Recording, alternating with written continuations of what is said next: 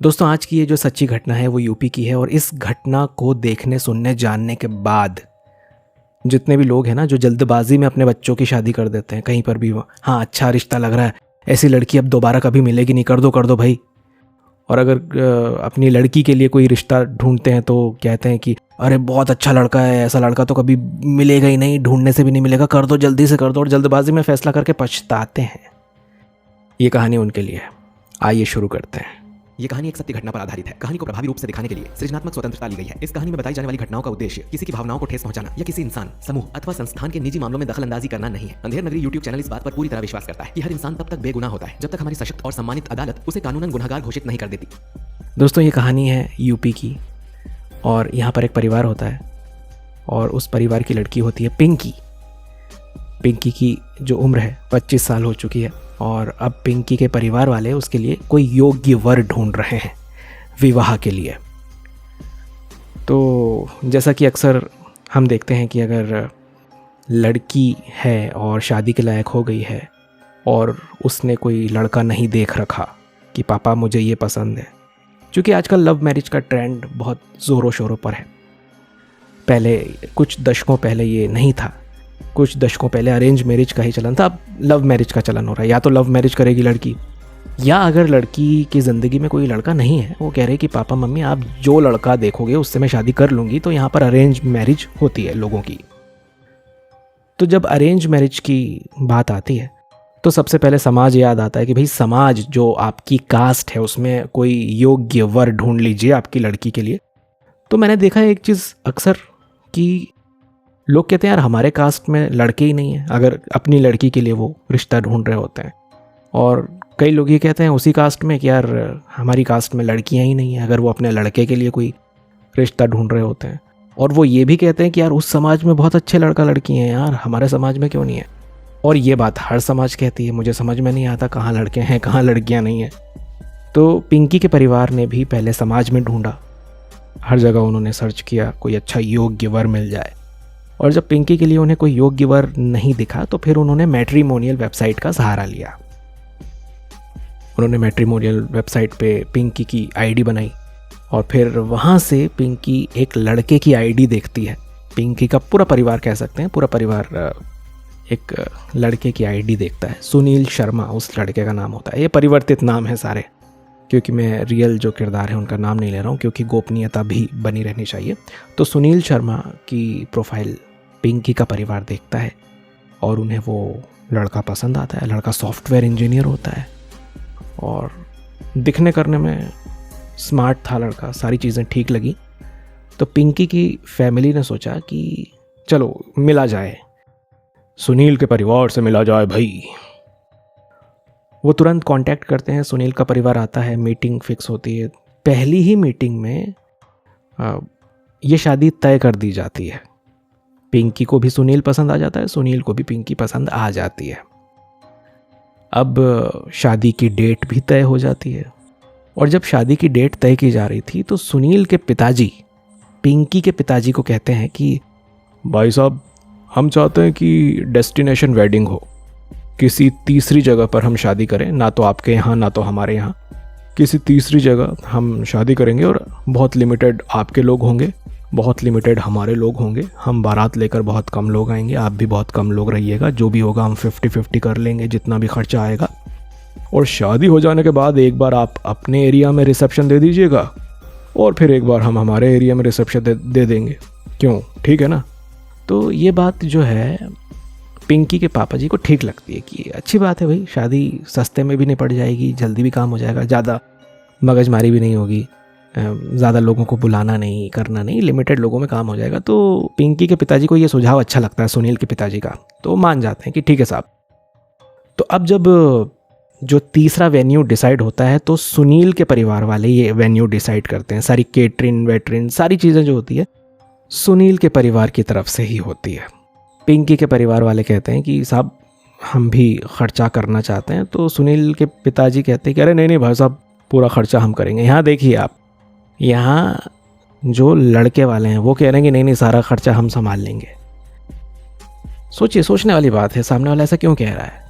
जबकि शादी में अक्सर क्या होता है, लड़की वालों का खर्चा होता है, लड़की वाले बारात का स्वागत करते हैं। यहाँ क्या हो रहा था, सुनील के परिवार वाले ही डेस्टिनेशन सेट कर रहे हैं, सुनील के परिवार वाले ही केटरिंग सेलेक्ट कर रहे हैं, वही बारात का बंदोबस्त कर रहे हैं, वही बारात के स्वागत का भी बंदोबस्त करके दे रहे हैं लड़की वालों को। मतलब सारा खर्चा सुनील के परिवार वाले कर रहे हैं। तो यह पिंकी के परिवार वालों को लगा कि यार कितना अच्छा परिवार है यार, सारा खर्चा खुद ही कर रहा है, डेस्टिनेशन वेडिंग ये भी वो भी, चलो अच्छा है, पर फिर भी जो भी होगा हम अपनी तरफ से दे देंगे। आखिरी में जब शादी खत्म होगी तो हम अपनी तरफ से कुछ अमाउंट जो है हम ज़रूर सुनील के पिताजी को दे देंगे। ऐसा सोच करके पिंकी के जो पिताजी है शादी के लिए राज़ी हो जाते हैं। अब शादी का दिन होता है, शादी का दिन आता है, बारात आती है सुनील की। और होता यूं है कि जैसे ही बारात आती है उसी के 10 से 15 मिनट के अंदर, उसी के 10 से 15 मिनट के भीतर लड़की वाले जितने भी हैं, क्योंकि लड़की वाले कम थे, लिमिटेड थे, कुछ गाड़ियों में आए थे, परिवार के कुछ मेन सदस्य थे और कुछ खास दोस्त थे बस। मतलब कुल मिला के मुश्किल से 25 से 30 लोग होंगे इस शादी में, पिंकी की तरफ से लड़की वाले जो थे। और यहाँ पर भी 15-16 लोग दूल्हे को मिला करके बारात लेकर आए थे। जैसे ही बारात पहुँचती है, बारात के पहुँचने के 10 से 15 मिनट के अंदर लड़की वाले जितने भी होते हैं सभी बेहोश हो जाते हैं। शादी में सभी बेहोश हो जाते हैं लड़की वाले। 45 मिनट से 1 घंटे का समय लगता है लड़की वालों को होश आता है। लड़की वाले उठते हैं सिर पकड़कर, और जैसे ही वो सब उठते हैं, सभी एक साथ बेहोश हो गए थे।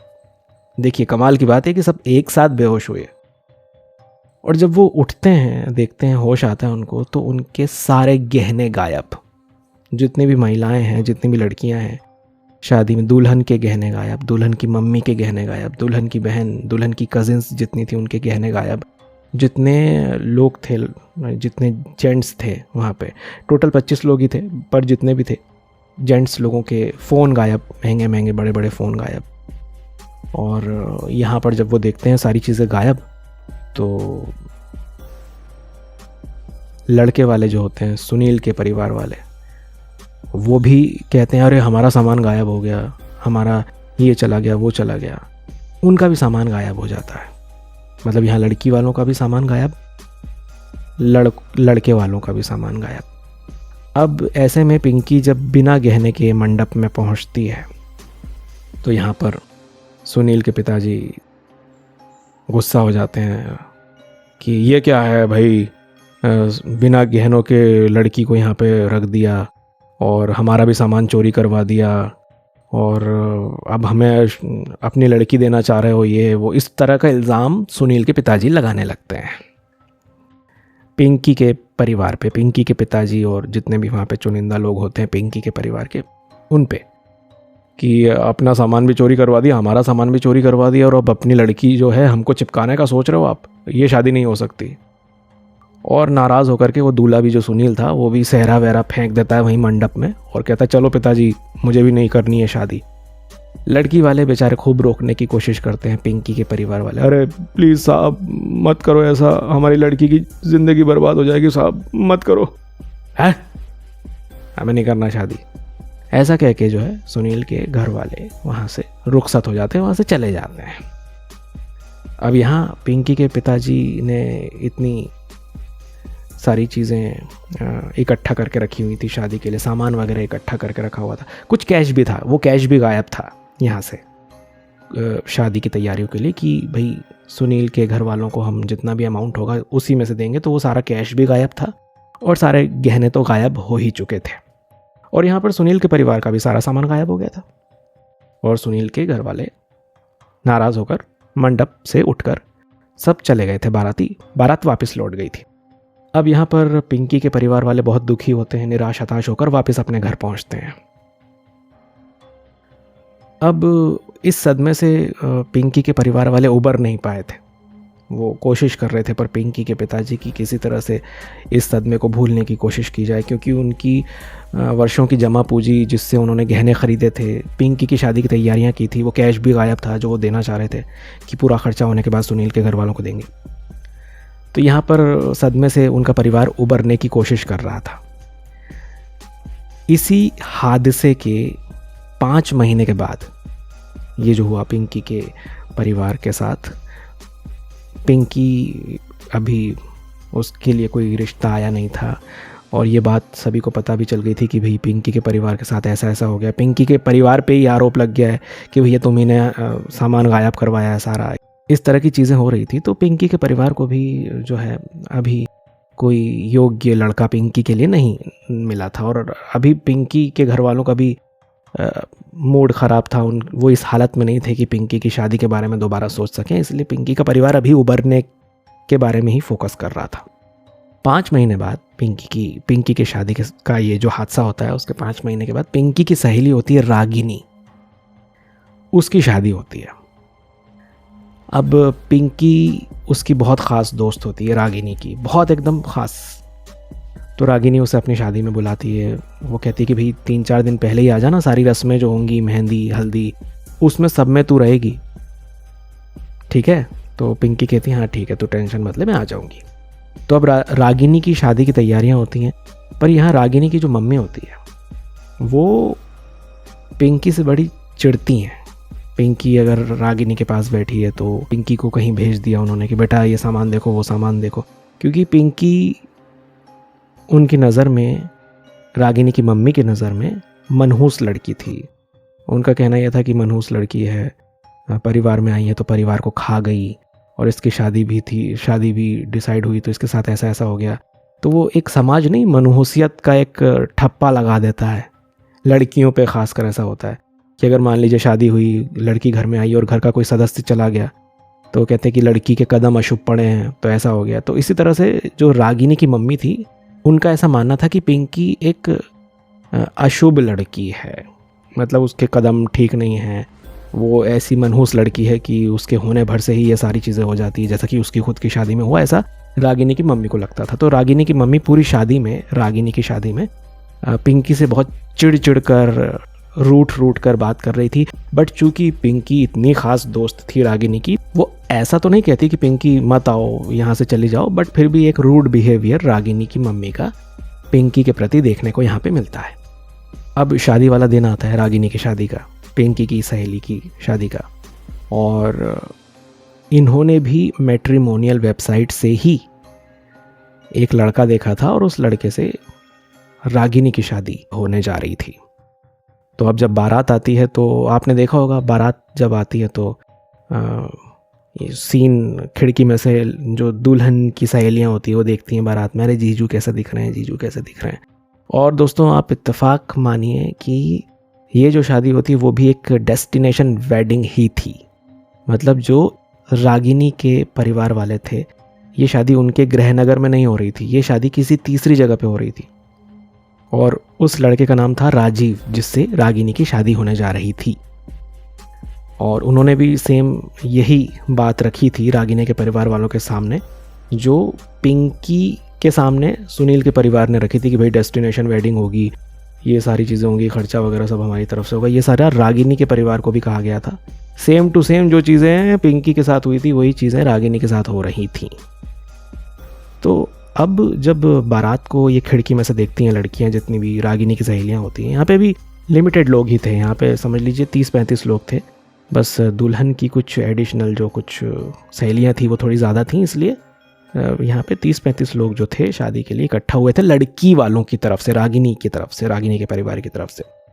बारात आती है और यहाँ पर चूँकि मैंने आपको बताया कि सेम वही चीज़ हो रही थी जो पिंकी की शादी में हुई थी, तो यहाँ पर भी जो लड़के वाले थे, राजीव जिसकी शादी हो रही थी रागिनी से, उसके परिवार वालों ने यहाँ पे कैटरिंग और जितने भी सामान था उन्होंने ही अरेंज किया हुआ था। तो यहाँ पे जो वेटर होता है, जो शादी का वेटर होता है, वो सभी को जूस सर्व करता है, जूस ला के देता है कि साहब जूस पी लीजिए, रूम में जा के जूस देता है। तो यहाँ पर पिंकी को कुछ अजीब सा लगता है कि यार कुछ अजीब सा लग रहा है। देखो मेरी शादी भी ऐसी ही डेस्टिनेशन वेडिंग हुई थी, मेरी शादी में भी कम लोग थे, रागिनी की शादी में भी कम लोग हैं, और बारात में भी इतने कम लोग थे, मेरी शादी में भी, यहाँ पे भी कम लोग हैं, क्या चक्कर है। तो जैसे ही वो वेटर शरबत सर्व करने आता है हर एक रूम में, तो सभी को वो शरबत देता है, दुल्हन को भी देता है, दुल्हन की सहेलियों को भी देता है, सब कहते चलो यार फ्रेश हो जाओ, चिल हो जाओ, जूस पियो। तो यहाँ पर पिंकी जो है वो जूस ले तो लेती है, पर उसको कुछ गड़बड़ लग रहा था, वो जूस पीती नहीं है। वहीं उसकी जितनी भी सहेलियाँ रागिनी की शादी में आई होती है, इंक्लूडिंग रागिनी, सभी वो शरबत है वो जो पी लेते हैं, और उस शरबत के पीने के बाद 10 से 15 मिनट के अंदर वो सब भी बेहोश हो जाते हैं। यहाँ पर पिंकी ने चूंकि जूस नहीं पिया था, तो पिंकी ने देखा कि यार ये चीज़ तो कुछ गड़बड़ लग रही है बाबा, सभी बेहोश कैसे हो गए। तो पिंकी अब क्या करती है, पिंकी नीचे भी देखती है खिड़की से बाहर, जो वहाँ पे जिस गार्डन में वो शादी हो रही थी, वो देखती है कि यार यहाँ पे भी जितने भी लड़की वाले हैं वो बेहोश पड़े हुए हैं। तो वो नीचे जाकर, गार्डन में जाकर वीडियो बनाने लगती है, जितने भी लोग पड़े हुए थे नीचे। तो जैसी वीडियो बनाने लगती है, वहाँ पीछे से वो लड़का जिससे रागिनी की शादी होने वाली थी वो आता है और पिंकी के मुंह पर हाथ रख के उसको क्लोरोफॉर्म सुंघा देता है, उसको भी बेहोश कर देता है। वो लड़का जो दूल्हा बना था वो, और उसको पता नहीं कहीं गायब कर दिया जाता है, पिंकी को कहीं गायब कर दिया जाता है। वो दूल्हा ही था। ये सब दूल्हे वाले कर रहे थे, अभी आगे और इनके बारे में पता चलेगा। ये सब होता है। पिंकी को वो गायब करते हैं। 1 घंटे बाद लड़की वालों को होश आता है, यहाँ पे इनके पूरे गहने गायब। सेम वही सारी चीज़ें होती हैं, गहने गायब होते हैं। यहाँ लड़के वाले कह देते हैं कि यार हमको शादी नहीं करना, हमारा भी सामान गायब करवा दिया, और ऐसा कह के वो जाने ही वाले होते हैं कि वहाँ पे पुलिस आती है। यहाँ पे ये चीज़ तो क्लियर हो चुकी है हमको, आपको, मुझे ये चीज़ क्लियर हो चुकी है कि भाई जो भी कर रहे हैं ये लड़के वाले ही कर रहे हैं ये। पर यहाँ पे जो है पिंकी गायब थी, यहाँ पे पिंकी गायब थी, क्योंकि वो जो लड़का था, वो जो दूल्हा था, उसने पिंकी को गायब किया हुआ था, बेहोश कर दिया था, और वहाँ से पिंकी नहीं थी वहाँ पे। तो पूरा शक जो है पिंकी पे जा रहा था कि पिंकी ही है, क्योंकि वो है नहीं अभी यहाँ पे, और उसी ने जो है सारे गहने भी गायब किए हैं, और जितने भी लड़की वाले हैं उनका सामान जो है महंगा महंगा उसी ने गायब करके फ़रार हो गई वो। ये आरोप पिंकी पे लगता है। और जो रागिनी की मम्मी थी वो तो पिंकी को पहले ही मनहूस मानती थी, तो उनका शक और पुख्ता हो गया कि अरे ये तो पिंकी ने ही किया है, ये किया है, वो किया है। अब यहाँ पे पिंकी के घर वालों को भी बुलाया जाता है, पुलिस भी आती है। तो जो उस वक्त लड़के वाले होते हैं वो कहते हैं कि अरे हम जा रहे हैं, ऐसा हम काय के लिए यहाँ पे रुके हैं, हमारा मजाक बनवा रहे हो क्या, हम जा रहे हैं। तो पुलिस वाले वहाँ तक पहुँच चुके थे। वहाँ पे पुलिस कहती है कि आप अपना नाम लिखवा लो सब और फिर चले जाओ, और आपको थाने में बुलाएंगे तो आपको आना पड़ेगा। तो सब नाम लिखवाते हैं, जितने भी बाराती होते हैं वो सब नाम लिखवाते हैं और कहते हैं कि हमें ये शादी नहीं करनी, हम जा रहे हैं, ऐसा कह के वो भी वहाँ से चले जाते हैं। सेम सीन पिंकी की शादी में जो हुआ था वो सीन हमें यहाँ पर भी देखने को मिलता है, रागिनी की शादी में भी। अब यहाँ पर सभी टेंशन में आ जाते हैं, यहाँ पे भी सबके गहने गायब। यहाँ पर पिंकी के मम्मी पापा को भी बुलाया जाता है। रागिनी की जो मम्मी है वो पिंकी को आरोप लगाती है पिंकी पे कि अरे इसी लड़की ने सब गायब किया, हमारा सामान, ये वो। पुलिस जब पूछताछ करती है तो वो पूछती है कि आपने कहाँ से रिश्ता ढूंढा। तो ऐसे ही वहाँ पे चूँकि पिंकी के घर वाले भी मौजूद थे, रागिनी के घर वाले भी मौजूद थे, तो पहले पिंकी के घर वालों से पूछा जाता है कि भाई आपने लड़का जो है कहाँ से देखा था जब आपके साथ 5 महीने पहले ये जो वारदात हुई थी। क्योंकि वहाँ पे जिक्र कर दिया जाता है कि यार सेम चीज़ जो हमारे यहाँ पे पिंकी की शादी में हुई थी वही इनके यहाँ पे भी हुई है। ये बातें होने लगती है तो पुलिस को थोड़ा सा शक होता है कि यार ये कैसे हो सकता है। फिर पुलिस पूछताछ करती है तो पिंकी के घर वाले बताते हैं, और वही सेम चीज़ें, एग्जैक्ट चीज़ें रागिनी के घर वालों को भी जब पता लगती हैं कि यार हमारे साथ भी ऐसा ही हुआ जैसा इनके साथ था। पुलिस को शक होता है। पुलिस पूछती है कि यार क्या करता था लड़का जिससे पिंकी की शादी तय हुई थी। तो पिंकी के मम्मी पापा बताते हैं कि वो एक सॉफ्टवेयर इंजीनियर था। तो यहाँ पे भी रागिनी के मम्मी पापा भी कहते हैं कि यार ये भी सॉफ्टवेयर इंजीनियर है, ये लड़का जिससे रागिनी की शादी तय की थी। तो बोले फ़ोटो है आपके पास? तो बोले फ़ोटो वगैरह तो नहीं है, क्योंकि ऐसे लोग जब लूटते हैं तो सारे सुराग जो हैं गायब कर देते हैं। पर जो रागिनी के पिताजी थे, रागिनी के पिताजी कहते हैं कि मेरे पास छोटा वाला मोबाइल है जिसमें छोटा वाला कैमरा था, और सबके महंगे महंगे वाले बड़े बड़े वाले फ़ोन तो गायब हैं, पर मेरे पास छोटा था, शायद इसलिए मेरे पास से चोरी करके नहीं गए जो भी चोर थे। पर मैंने उस छोटे मोबाइल में भी, आजकल तो छोटे मोबाइल्स में भी कैमरे दे ही रहे हैं, उसमें बोले फ़ोटो खींची थी, बस वही फ़ोटो है। तो वो जब फ़ोटो दिखाते हैं रागिनी के पिताजी पुलिस को और पिंकी के परिवार के सामने वो फ़ोटो दिखाई जाती है, तो पिंकी के फैमिली वाले बोलते हैं यही तो वो लड़का है जिससे हमारी पिंकी की शादी तय हुई थी। तो यहाँ पे जो है पुलिस का दिमाग ठनकता है। पुलिस समझ चुकी थी कि ये कोई फ्रॉड है और ज़रूर इनको किसी फ्रॉड में फंसाया गया है। अब यहाँ पे पिंकी गायब थी, क्योंकि पिंकी को अगवा कर लिया गया था। वही जो फर्जी परिवार बनकर मैट्रिमोनियल वेबसाइट के ज़रिए शादी का जाल बुनते थे और फिर डेस्टिनेशन वेडिंग की बात करके वहाँ पे अपनी पूरी टोली को लेके आते थे और लूटते थे यहाँ पे लड़की के परिवार वालों को। और फिर ऐसा दिखाते थे, खुद का भी सामान रख देते थे गाड़ी में और ऐसा दिखाते थे कि हमारा भी सामान लूट गया भाई साहब, देखो हमको अब शादी नहीं करनी है, ताकि वो भी ऐसे नज़र आए कि उन्हें भी लूटा गया है। इस तरह से पूरा गुट काम कर रहा था। यहाँ पे पिंकी गायब थी। अब पिंकी को अगवा कर लिया गया था उस लड़के द्वारा। उस लड़के का नाम बिरजू था और उनकी एक पूरी गैंग थी जो इस तरह से मैट्रिमोनियल पर फर्जी अपनी आईडी बना करके लोगों को लूटती थी।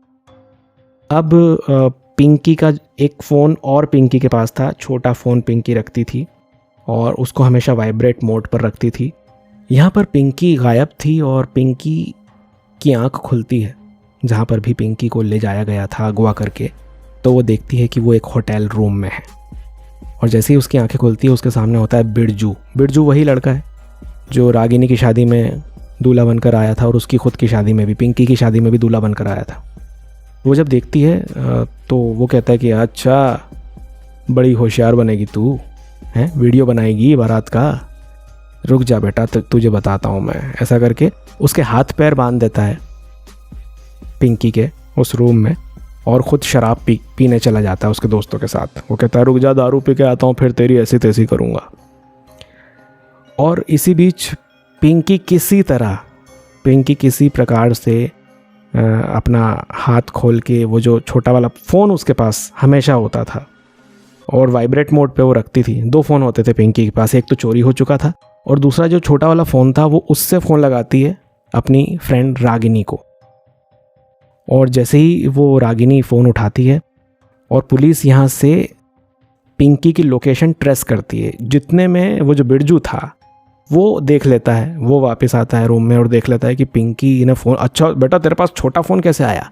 वो उससे वो फ़ोन छुड़ाता है, पर उस फ़ोन से किए गए कॉल से लोकेशन ट्रेस करते हुए पुलिस वहाँ पर पहुँचती है और सारे गुट को धर दबोचती है और ऐसे करके पूरे गुट का पर्दाफाश होता है।